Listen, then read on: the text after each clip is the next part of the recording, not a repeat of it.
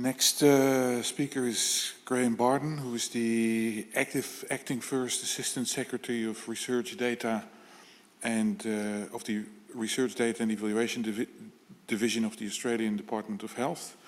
He has a long-standing interest in the development of national registries, and he will talk with us about clinical quality registers, a national approach. Graeme.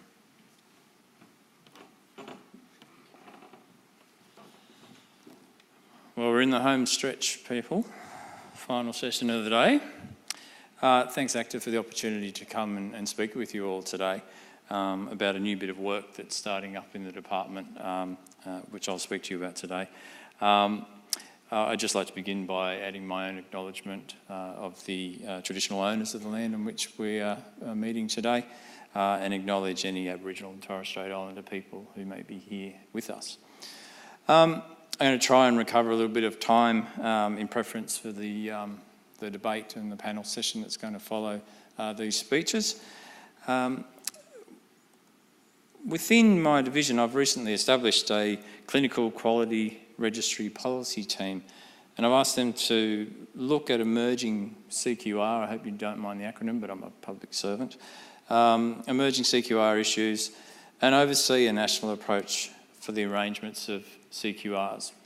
This doesn't represent a Commonwealth takeover of the issue by any means, but rather more bringing the position that we have across the range of governments and the interactions we have with stakeholders to bring about a national conversation. Today I'll give you a brief introduction to the work that we're going to be doing and the way in which we'll be engaging with you as research community and others who have an interest in clinical quality registries. We've heard a few accounts of what registries are today, and I won't dwell on it. The only thing that I will say is that the definition provided by the Safety and Quality Commission is the one that tends to guide us in our considerations as we do work on clinical quality registries. We've also heard many times today the benefits of clinical quality registries. I think the case for them has been well and truly made, and I won't dwell on that, other than to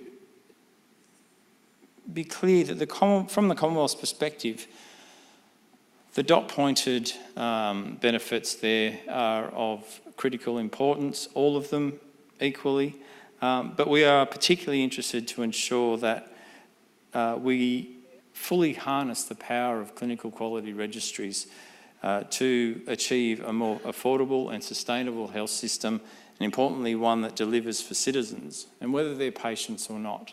As citizens, all make contributions to government and government expenditure, and we wish to make sure that that expenditure delivers for the broadest community that we possibly can in the most efficient way. What has got us interested in this work? You've already heard of two reports which the Safety and Quality Commission has recently completed. That's a bit of work that we've done with them and that will be published on their website in the next week or so. Our interest in commissioning that work was really to deliver for us a good evidence base for how we might go about prioritising clinical quality registries, a list that would contain or be based on clinical domains for potential development of national clinical quality registries, and identifies diseases, conditions and other interventions that might be of high cost or high burden, and which would themselves benefit from clinical quality registries, and through that bring benefit to the broader community. At the same time, the Medical Research Future Fund, as has been announced and mentioned today, has a range of, I think it has 6 platforms within it, within the strategy document, to guide government decisions around disbursements from the MRFF. One of those platforms is data and infrastructure, and that includes specifically to provide start-up investment in disease and therapy-focused clinical registries supported by a national framework to maximise interoperability and value of research into clinical practice. That's a pretty powerful statement. And then finally, there was the review of medicines and medical devices, which at recommendation 22 sought that all high-risk implantable devices be included in a registry that is compliant with the requirements for registries established by the Commission on Safety and Quality. The government's deferred its response to that recommendation in lieu of the work that I'm about to describe to you. The setting, the current landscape, I guess, is one in which CQRs have developed often in a rather ad hoc manner. That's not to say they are without justification, but the way that they've come about has led to variations in their governance arrangements, the way that data are collected and accessed, the various specifications that exist within the IT systems and other infrastructure, and certainly in respect to the funding models. Australian CQRs do vary in size and maturity. We've heard a bit of that today. Professor Graves expressed a view about the scale of registries generally, and that would also apply to CQRs, which are a subset of the broad. We would have, of course, encouraged the greatest possible alignment with the existing Safety and Quality Commission framework for Australian clinical quality registries, which improve the safety and quality of clinical care. And I guess the overriding context for us at the moment is that, and perhaps unsurprisingly given the presentations that we've heard today, that demand for clinical quality registries continues to grow, with clinicians increasingly approaching potential partners, whether they be governments or other partners, for funding and other support.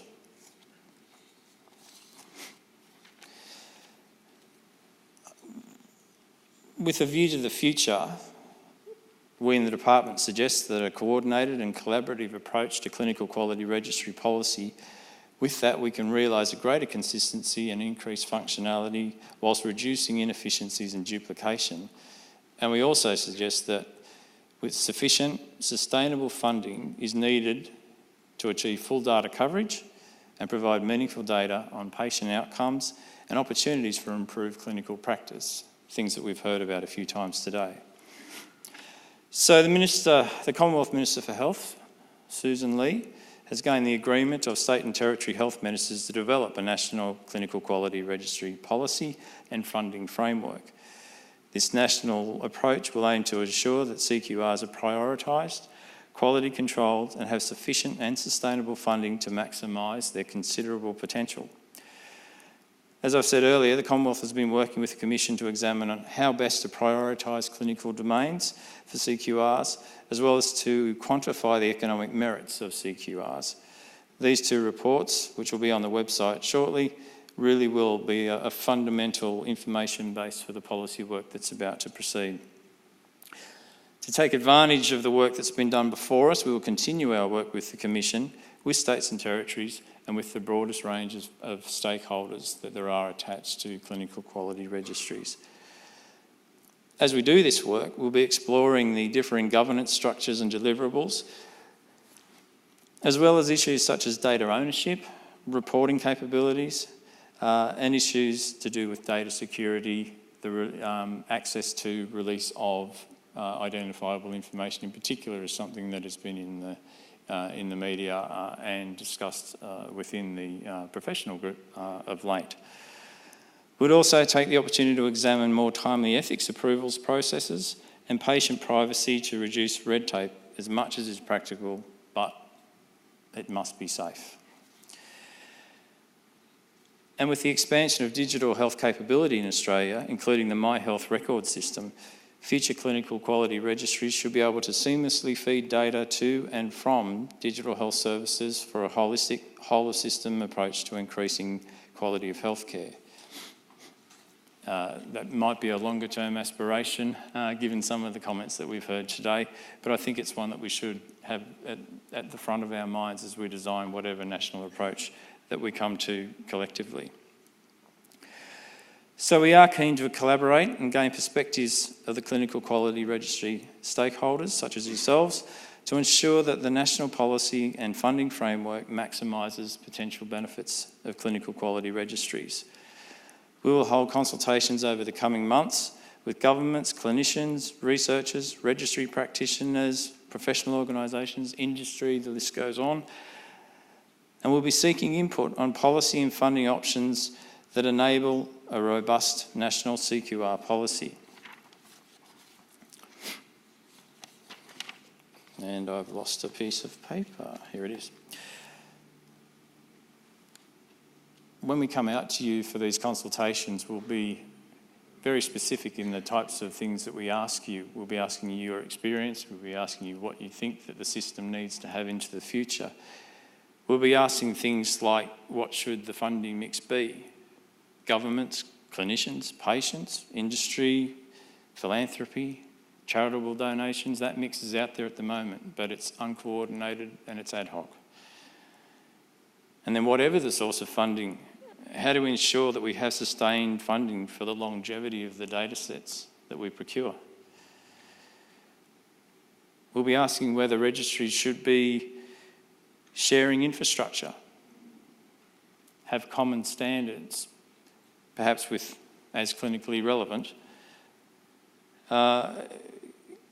Essentially, can we do things either more certainly nationally, but in a shared manner that might relieve some of the funding that currently goes into the administration of registries and divert those either to enhancing the data sets collected by specific registries or perhaps contributing to the funding of additional registries that we may not otherwise be able to afford.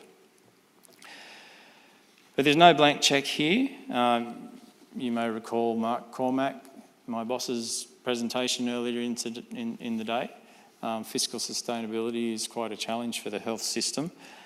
We must prioritise. Our administration, our infrastructure must be efficient so that the investments that we can afford, that we do make in clinical quality registries, sustainably deliver safety and quality outcomes for patients, professionals, researchers such as yourselves, and importantly, the health system as a whole. I thank you very much, and I do look forward to working with you as we do this really important work. Cheers.